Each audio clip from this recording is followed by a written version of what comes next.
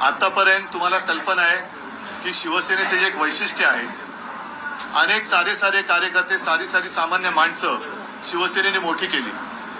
दुर्दैवाने मोठी केलेली, मोठी झालेली माणसं ही गद्दार निघाली. काही सगळेजण नाही, आणि ते पलीकडे गेले.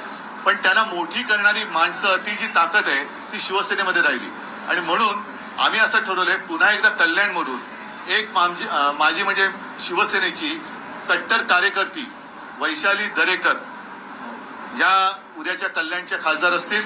सर्वसामान्य कुटुंबातल्या दरेकर ताई आहेत, आणि त्या सुद्धा या आता जे मोठी केलेली लोक आहेत त्यांना टक्कर देऊन तिथला तमाम जो शिवसैनिक आणि शिवसेनाप्रेमी मतदार आहे तो त्या मस्तवाल गद्दारांना गाडल्याशिवाय राहणार नाही. म्हणून कल्याण डोंबिवलीमधून मी वैशाली दरेकर राणे, कारण आजपर्यंत रोज मी पाहत होतो, वाचत होतो, कोणी इकडे तिकडे गेला तरी शिवसेनेला धक्का.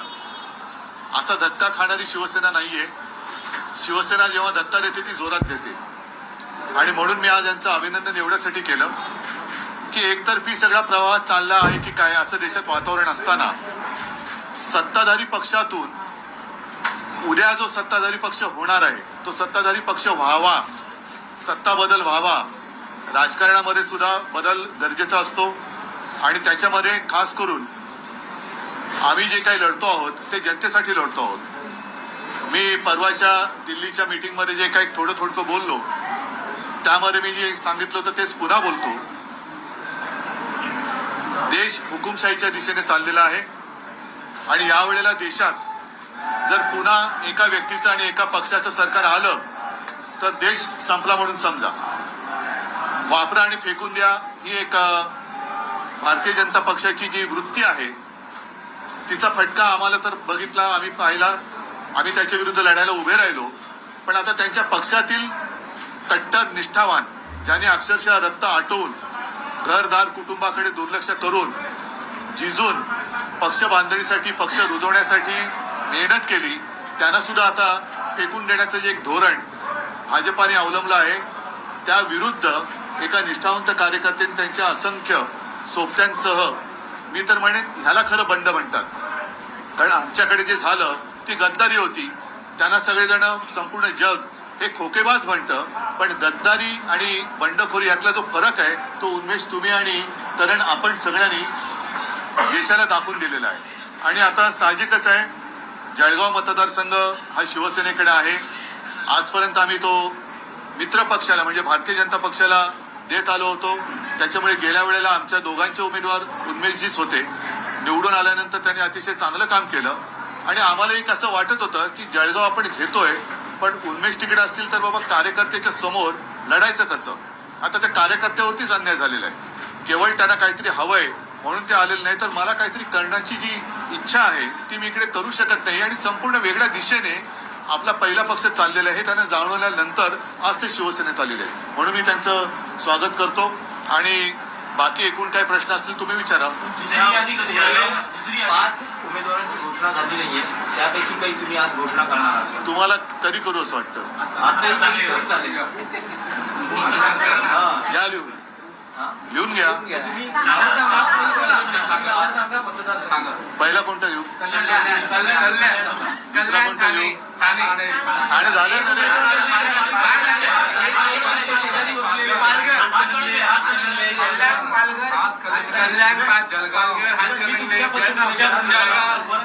बरं ठीक आहे.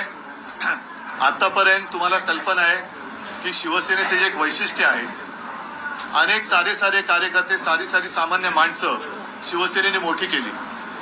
दुर्दैवाने मोठी केलेली, मोठी झालेली माणसं ही गद्दार निघाली. काही सगळेजण नाही, आणि ते पलीकडे गेले. पण त्यांना मोठी करणारी माणसं, ती जी ताकद आहे ती शिवसेनेमध्ये राहिली.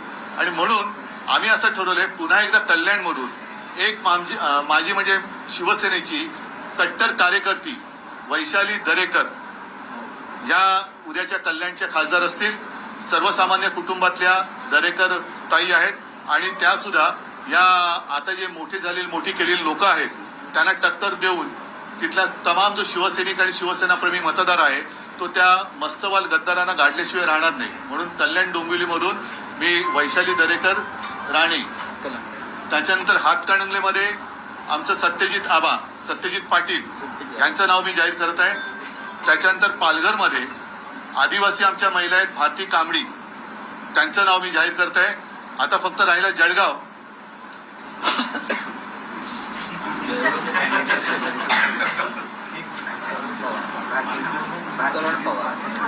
जळगावचं काय गरज?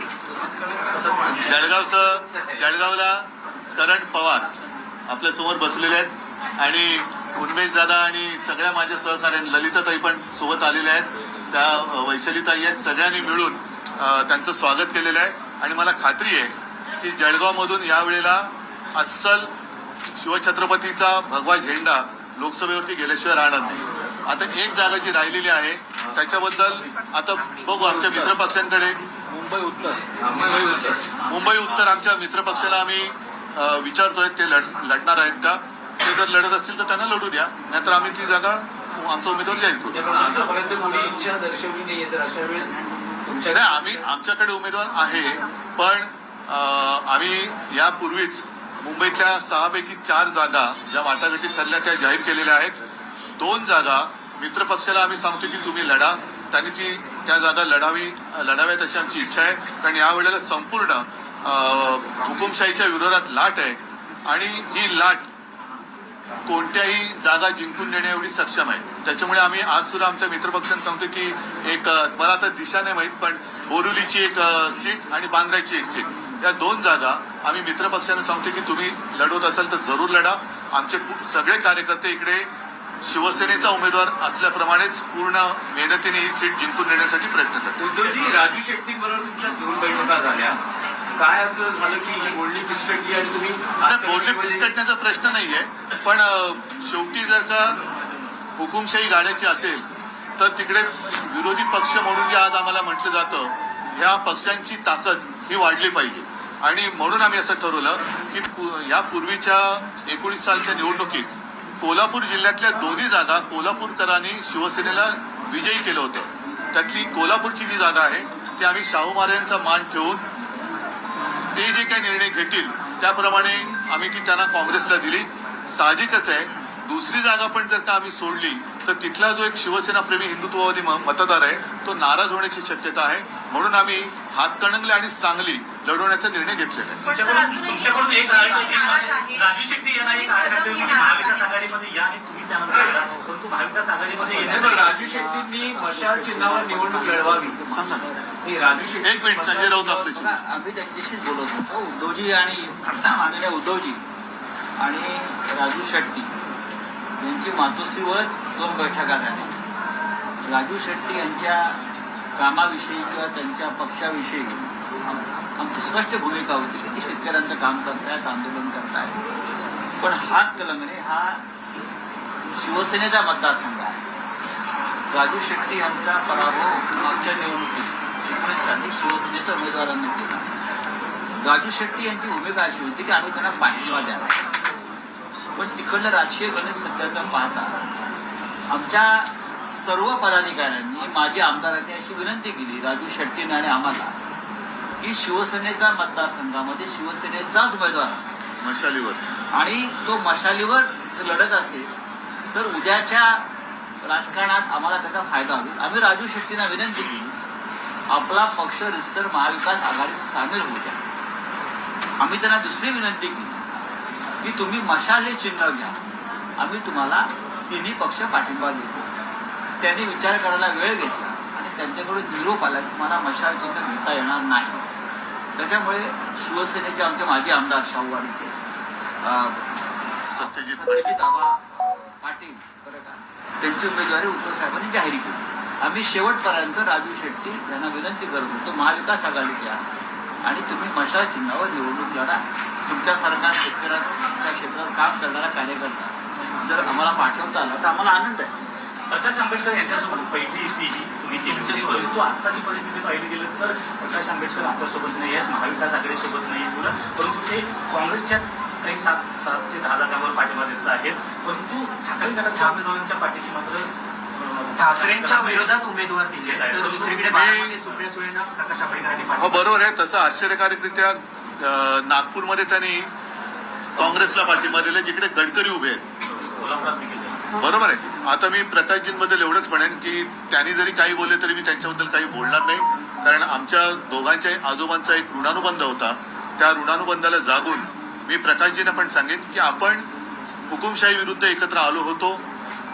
ठीक आहे, आज जरी तुमचं आमचं जमलं नसेल तरी सुद्धा ते भविष्यात जमणारच नाही अशी भूमिका घेऊ नका. काही वेळेला काही गोष्टी अशा किंवा काही वेळ अशी असते की नाही जुळत, पण म्हणूनच तुम्ही पाहिलं असाल की अगदी संजय राऊतांवरती त्यांनी काही आरोप केले ज्याच्यामध्ये तथ्य नाही, तरी देखील आमच्याकडनं कोणी त्यांच्यावरती काही बोललेलं नाही आणि कोणी बोलणार नाही. ते म्हणतात की आघाडी म्हणतात की आघाडी तुटली, तर तुम्ही सुद्धा आता मानतात की वंचित बहुजन आघाडी सोबत युती केली. आता त्यांनी तर त्यांची भूमिका जाहीर केलेली आहे आणि म्हणून मी प्रकाशजींबद्दल त्यांनी किती जरी काही बोलले तरी मी काही बोलणार नाही, कारण शेवटी त्यांचे आजोबा माझे आजोबा त्या काळात एका समाज सुधारणेसाठी एकत्र झटले होते. आता माझी अशी प्रामाणिक इच्छा होती की आम्ही दोघं जण हुकुमशाहीच्या विरोधात आणि खास करून डॉक्टर बाबासाहेब आंबेडकरांनी म्हणजे प्रकाशजींच्या आजोबाने लिहिलेली घटना आहे, संविधान आहे, ती धोक्यात आली असताना आपण जरा थोडंसं एकत्र येऊन आपल्या सर्वसामान्य जनतेची ताकद या हुकुमशाहांना दाखवायला पाहिजे होती असं माझं मत होतं. ठीक आहे, त्यांचं आमचं यावेळेला जरी जमलं नसलं तरी मी पुन्हा एकदा सांगतो, ते जरी काही बोलले तरी मी तरी काही त्यांच्यावरती बोलणार नाही आणि माझ्या लोकांना सुद्धा सांगितले की तुम्ही काही बोलू नका. प्रकाशजींना सांगेन की तुम्ही प्रत्येक शेवटी त्या घटनेमध्येच आहे की लोकशाही आहे, प्रत्येक जण आपापली मत स्वातंत्र्य हे मांडू शकतो, मतं मांडू शकतो आणि ते स्वातंत्र्य टिकवण्यासाठीच आम्ही एकत्र येऊ इच्छित होतो.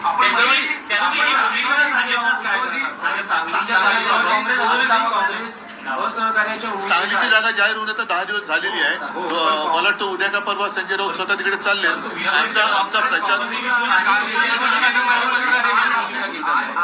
अरे एक मिनिट बोलतो. आमची तिकडे प्रचाराची सुरुवात झालेली आहे आणि आता ज्या 2 जागा मुंबईतल्या आहेत त्या दोन्ही जागांमधले माझे शिवसेनेचे कार्यकर्ते मला विचारतात की उद्धवजी काय करायचं, बाकी ठिकाणी प्रचार सुरू झालेला आहे, आपला मित्रपक्ष या जागा लढवतोय की नाही, लढवणार असेल तर कोण लढवतोय आणि उमेदवार कोण, तसा आम्हाला आदेश द्या, आम्ही प्रचाराला सुरुवात करतो. माझी अपेक्षा अशीच आहे की त्याचप्रमाणे जशी रामटेकची जागा आम्ही त्यांना सोडली, जी आमची जिंकलेली जागा होती, अमरावती सोडली, कोल्हापूर सोडली, तिथल्या सगळ्या कार्यकर्त्यांना समजावून मी तिथल्या काँग्रेसच्या किंवा राष्ट्रवादीचे जे उमेदवार असतील त्यांच्या प्रचार कार्याला सुरुवात करायला सांगितले. त्याच्याप्रमाणे ते काम सुरू झालेलं आहे. माझी अपेक्षा अशी आहे की काँग्रेसने सुद्धा अधिक वेळ न दवडता ज्याप्रमाणे आता वाटप झालेलं आहे त्याच्याप्रमाणे आपण काम करायला सुरुवात करायची आवश्यकता आहे. सांगलीत मैत्रीपूर्ण लढत झाली तर शिवसेनेचा प्लॅन काय असेल? मैत्रीपूर्ण लढतीला काही अर्थ नसतो, कारण जेव्हा मैत्री असते तेव्हा लढत नसते आणि मैत्री पूर्ण होते तेव्हा लढत होते. त्याच्यामुळे तो निर्णय हा मला नाही वाटत ते करतील, कारण तसं झालं तर तो केवळ महाराष्ट्राचा नाही तर देशाचा घात होईल. जिस तरीके से आज आपने कई उम्मीदवारों की यादी जाहिर की, उसमें मुंबई की 2 सीटें हैं, उन पर किस तरीके से शिवसेना का फैसला है और प्रकाश अम्बेडकर और आप जानते हैं कि मुंबई में कुल मिलाकर 6 जगह है, उनमें से 4 तो हमने डिक्लेयर की है, 4 तो हम लड़ रहे हैं, हमारा प्रचार शुरू हुआ है. जो बाकी जो 2 सीटें हैं, मैं ईशान्य वायव्य नहीं करता, एक खास कर बांद्रा की सीट और दूसरी बोरिवली की. तो हम चाहते हैं कि हमारे जो मित्र पक्ष है वो वहां से लड़े और जो भी वो लड़ना चाहते हैं उसका काम मेरे शिवसैनिक जरूर करेंगे. प्रकाश अम्बेडकर जिस तरीके से शिवसेना के जो भी कैंडिडेट हैं उनके खिलाफ अपना कैंडिडेट दे रहे हैं, वहीं एनसीपी और कांग्रेस के कैंडिडेट को पीछे से समर्थन कर रहे हैं, इसको कैसे देखते हैं? मैं उनके खिलाफ कुछ कहना नहीं चाहूंगा. मैंने तो कोशिश की और जैसे आपको याद होगा हम दोनों के दादाजी ग्रैंडफादर साथ में मिलकर काम किया करते थे. उन्होंने काम किया, समाज प्रबोधन का काम उन्होंने किया और आज भी मैं चाहता था या चाहता हूं कि हम दोनों मिलकर संविधान जो डॉक्टर बाबा से हम साथ आए और उसको हम बचाएं, उसकी रक्षा करें. ठीक है, आज वो बात नहीं बनी, लेकिन फिर भी अगर प्रकाश जी कुछ भी कहना चाहते हैं तो मैं कहता हूं कि आज अगर बात हमारी ठीक से हुई नहीं तो इसका मतलब ये नहीं कि भविष्य में नहीं होगी. तो कृपा कर आप हमारी आलोचना ना करें. अगर आपने आलोचना की तो भी मैं आपकी आलोचना करने वाला नहीं हूं और मेरे सारे लोगों को मैंने कहा है कि प्रकाश जी के बारे में कुछ भी मत कहिए. जैसे आपको याद होगा कि पिछले 4-5 दिन पहले संजय राउत जी के ऊपर उन्होंने आरोप लगाए. उत्तर तो हम दे सकते थे, लेकिन हमने नहीं दिया। हम लड़ना जिसके साथ चाहते हैं उसके साथ हम लड़ेंगे, लेकिन प्रकाश जी को आज भी मैं कहता हूं कि ठीक है, थोड़ा आज बात नहीं बनी, आगे जाकर बनेगी, लक्ष्य हमारा एक होना चाहिए।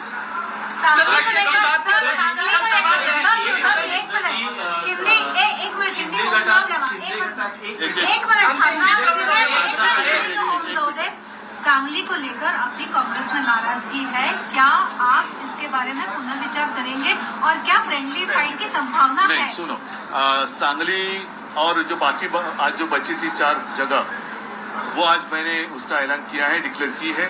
कल परसों स्वयं संजय राउत जी भी वहां जा रहे हैं, तो हमारा वहां प्रचार शुरू हुआ है। अन्य जगहों पर जहां पर हमारे उम्मीदवार नहीं है लेकिन कांग्रेस के हैं, जैसे रामटेक है, पूर्व विदर्भ में तो हमारे पास एक भी जगह नहीं है, तो वहां के शिवसैनिक क्या करें? तो वो भी नाराज थे, अमरावती के नाराज थे, लेकिन उन सारे लोगों को मैंने समझाया है। और जिस तरीके से शिवसैनिकों ने कांग्रेस का प्रचार शुरू किया है, मैं उम्मीद करता हूं कि आज या कल से कांग्रेस भी सांगली से लेकर सारी जगह पर शिवसेना के जहां पर प्रत्याशी है उनका प्रचार शुरू करेंगे।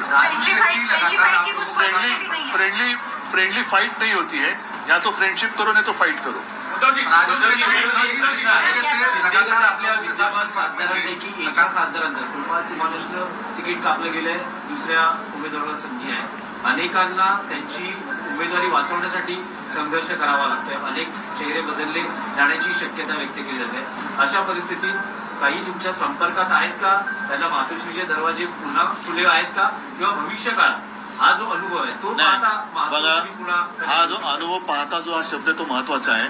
प्रत्येकाने आपापला अनुभव घ्यायची आवश्यकता असते।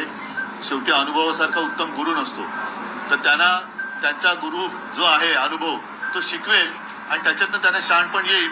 मात्र याच्या पुढे त्यांचं राजकीय करिअर हे काही विशेष राहिले असं मला वाटत नाही। जसं मी तुम्हाला सांगितलं की कल्याणमधनं आम्ही एक साधी गृहिणी जी कट्टर शिवसैनिक आहे, न घाबरणारी, लढणारी ही उमेदवार म्हणून घोषित केलेले आहे। आणि शिवसेनेची जी एक खासियत किंवा वैशिष्ट्य आहे की साध्या माणसाला शिवसेना मोठी करते, तर ही सगळी मोठी झालेली माणसं त्यांना असं वाटायला लागलं की शिवसेना म्हणजे आपणच। आता त्यांना त्यांची खरी किंमत कळली, खरी किंमत आता त्यांना कळली आणि ती त्यांच्यापाशी लख लाभो। त्यांनी त्यांचं आयुष्य ज्याच्यात त्यांना आनंद वाटतो त्याच्यात त्यांनी जगावं, पण आता त्यांना मी शिवसेनेत घेणार नाही। उद्धव जी कल्याण की सीट आपने अनाउंस कर दी, लेकिन जिस तरीके से बहुत सीएम ने वहां मेहनत की, लगातार वहां संपर्क, अभी तक कल्याण की सीट को अनाउंस नहीं कर पा रहे हैं, वो क्या डर है? क्या उद्धव ठाकरे तो आपको क्या लगता है कि उनकी सीट भी मैं जाहीर करूं? शिंदे गटानं काही उमेदवार जाहीर केलेला आहे, ज्यामध्ये भाजपच्या दबावामुळे जे उमेदवार आहेत ते बदलण्याची दबाव जो आहे तो भाजपकडून आहे। अशा रीतीने बघतात की भाजपच्या दबावावर त्यांना आता कळेल खरे बाळासाहेबांचे विचार काय आहेत।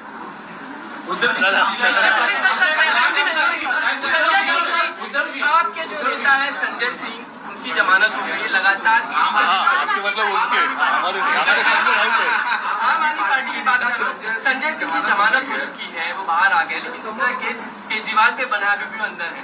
इस बारे में क्या कहेंगे? क्या इस तरह का फैब्रिकेटेड सारा मामला है? आप किस तरह से? सर, ईडी ने विरोध नहीं किया जब बेल एप्लीकेशन फाइल हो रही थी, तो ईडी ने इसका विरोध किया। अभी थोड़ा कुछ सबूत नहीं था इसके मद्देनजर। नहीं, अभी जिस तरीके से सुप्रीम कोर्ट इनको फटकार लगा रही है, तो शायद मुंह बचाने की कोशिश ईडी, इनकम टैक्स, सीबीआई और मोदी सरकार कर रही होगी। ठीक है, चल, हाँ, जय माता।